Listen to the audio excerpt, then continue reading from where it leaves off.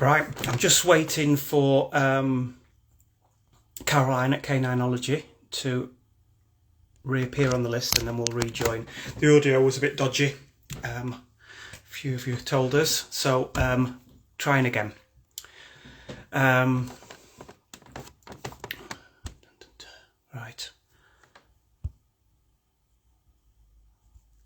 Let's see. She reappears. Nothing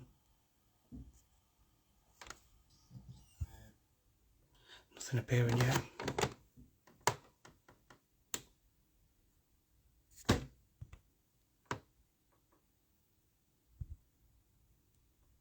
No. Oh no.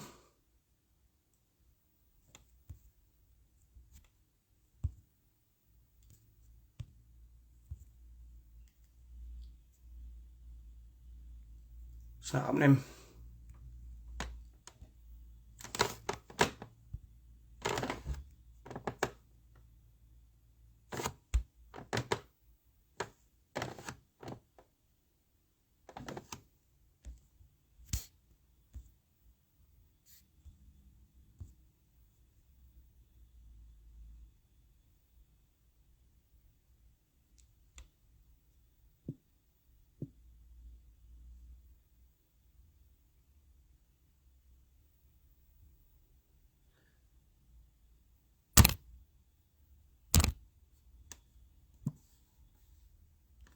Right. Just sent an invite. It took me that long to work out how to do it. Right. Let's see if Caroline appears. Hey! Right. I was trying. It's just nothing now, showing. isn't it? Yeah, got ongoing hassle. Right, well, that sounds better.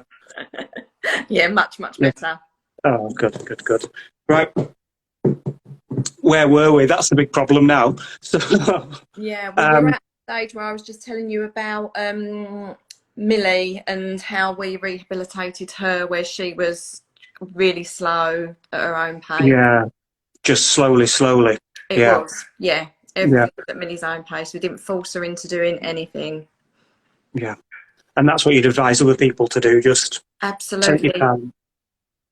Yeah, everything in their dog's time. At the end of the day, that dog, I mean, we'll never really know the true experiences that they've had, but the chances are it would have been highly anxious situations. The humans probably wouldn't have been very nice. So the last thing you want to do is go charging in into their space. Let them decompress, let them feel safe, let them have their space and know that they can go away if they need to, but Yeah, everything at the dog's pace. And I always, all my clients, I go on and on about body language, but get to know a dog's body language before you get any dog, whether it's a rescue dog, puppy, whatever. But get to know the dog's body language, and then get to know your dog's body language. So again, you can judge if they're stressed, anxious, fearful, then you can deal with that situation really calmly and help them. They never have to escalate anything if they know you've got that. yeah. And it's all sorts of stuff on the internet about dogs' body language, isn't there? So it's just a There quick is. Google search, books and all that. Yeah. There is. Lily Chin is absolutely brilliant. She does lots of infographics for a dog's body language. They're absolutely fantastic. Lily Chin. Lily Chin, Lili, and then Chin.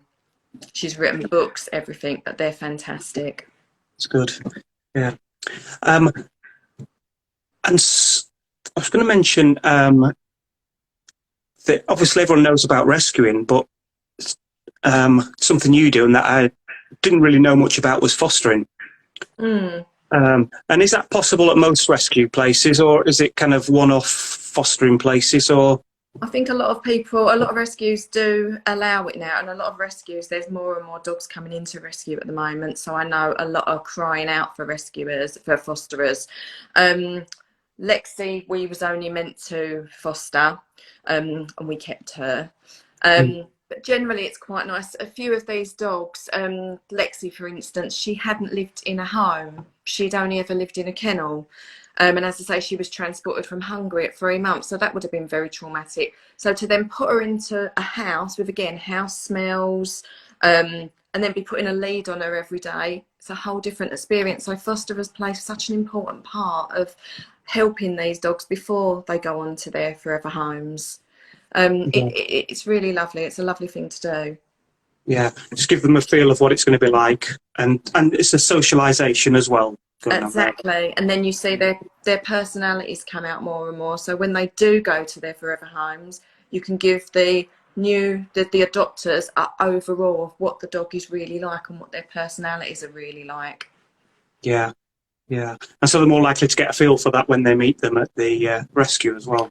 They should always meet them first as well, of course. Yeah, yeah. Generally, if they're in a foster place, then the potential adopters would go round to see the fosterer a few times before they actually adopt the dog. That's the way it usually works. Yeah. And so you got into training because of rescues, didn't you? I got into training because of George, our George. dog who's outside, who hasn't walked in yet. He's my main reason for getting into the dog training, because as I say, I saw so many aspects of George change when he was a puppy. He was only 6 months old when he had the things shook in his face. Saw a change in him then. Then I saw a change in him when his cruciate ligaments went, and as I said, more anxieties came out. So as I say, all of that didn't really fit in with the training I'd been showed up to that point. Then we got Timmy, who Timmy was quite odd because he was such a happy-go-lucky. I mean, considering he was literally starving when we got him, he was skin and bone as well, small meals, things like that we had to give him. His tail always wagged though. And he always appeared really, really happy. And that's one of the things about the body language as well, because a lot of people say to me, oh, wagging tail means a happy dog. If Timmy was stressed, his tail would still actually wag, but his eyes would go really wide. You would see, and you have to look at the baseline. He was a little a cavy, so they've got the floppy ears. So you'd have to look at the base of his ears to see if they were going flat back or flat to the side. But we could with Timmy's. So that was how we knew that he was stressed, even though his tail would still be going 19 to the dozen. And that's why body language is, again, so important. Is that part of the shutting down with the ears, or is it just a body language to other dogs to say, I'm unhappy? No, if a dog's stressed, generally their ears will go flat to the side or flat back. And as I say, if you've got a dog with floppy ears, you'd look more at the base. So you would see movement at that base where they would go flatter, either to the side or to the back. Obviously, it's quite hard now because some dogs don't have tails, so you can't read them via their tails. Some dogs' ears are permanently up, some have got the really floppy ears. And that's why I say, everyone get to know a dog's body language, but then get to know their own dog's body language, because every dog is different. Yeah. And do you at K9ology, do you actually specialise in rescues, or is there a kind of whole range? Or that was one of the other reasons I went into the training, because I did want to help rescue dogs and their families. When you get a rescue dog, sometimes you see them go through little phases. So first off, you get them and they're decompressing. Within a week or so, you may see a little bit of a change in them, and then in a month, you can see another change. So I've had people where they keep ringing me, coming back, and I wanted it to be so people could come back to someone and not feel that, one, they couldn't, and two, that they were paying out constantly. So I do offer discounts for rescue dogs as well. So that is one of my main aims of being a trainer. I do want to help rescue dogs and dogs like George, where they were misunderstood completely. yeah, but you see, what's that guy on Channel 5 who's kind of, it looks like he solves the dog's problem in a day, whereas in reality, weeks and even months. It is, obviously, for the purpose of television, and sometimes you see it on the internet as well. You'll see dogs where they're completely over threshold, so they're barking or really stressed about something, and then you see this miraculous recovery on the programme within an hour. Sometimes, not all the time maybe, but sometimes there would have been a part in between that where there may have been aversive methods used, and what you're actually seeing, the dog may be sitting there, they may be panting and looking like something, well, they're smiling, they're not, they're actually trying to calm themselves down, they're stressed. But likewise, there's probably a big bit in the middle if it's been done properly, and the after bit where you're seeing the calm dog, there's been training in between, like we've done with Millie, where we're desensitising and helping them and changing the way they feel. Real behaviour training takes time, because you have to change the way a dog is feeling about something. And I liken it to one of my friends. She suffers terrible panic attacks, to the point if I was to force her in a room, I think she would fight me if I told her to stay there, and she would be really, really panicking. You can't change that within an hour. You need to change the way the person feels, and to do it in big chunks, it just wouldn't work. And the dogs are the same. You have to do it at their pace to help them to change the way they feel about something. It's just little steps. Just try that. See if not, pull back and just If they don't seem to understand or it's not working, you just go back a stage. And we had to do that quite a few times with Millie. And Millie's proof that it does work. There's pictures on my page of Millie running around the park off lead now. She still loves coming home, don't get me wrong, she loves the park now.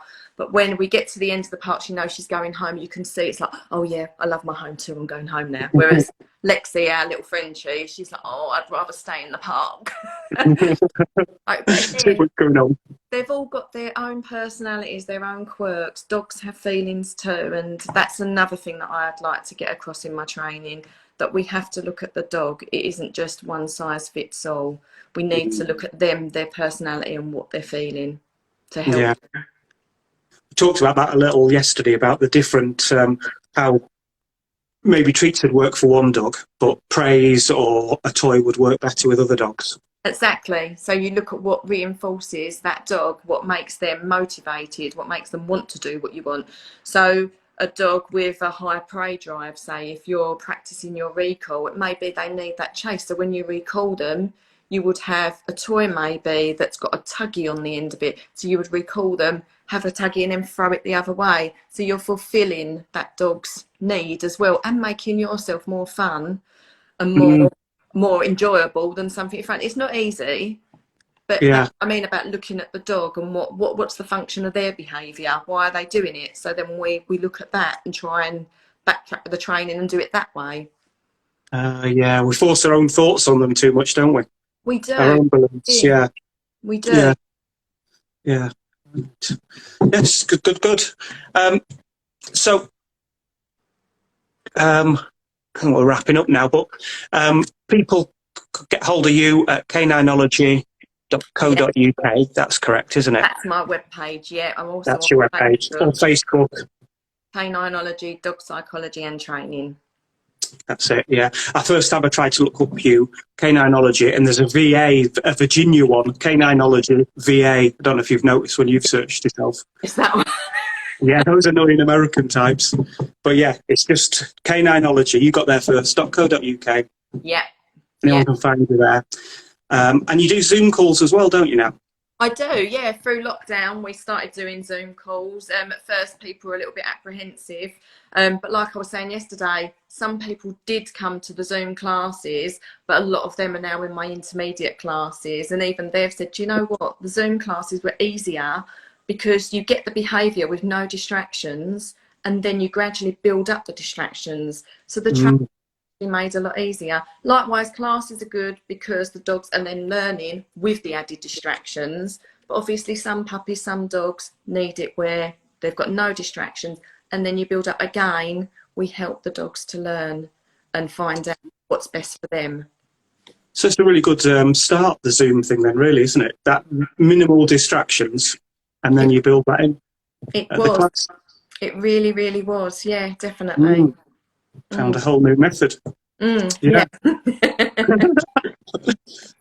Right, lovely to speak to you, Caroline. Oh, and you. Thank you for having me on here. No worries. See you later. Take care. Bye. Bye. Right, we're off. I'll see you later, everyone. Lovely to have you. Bye-bye.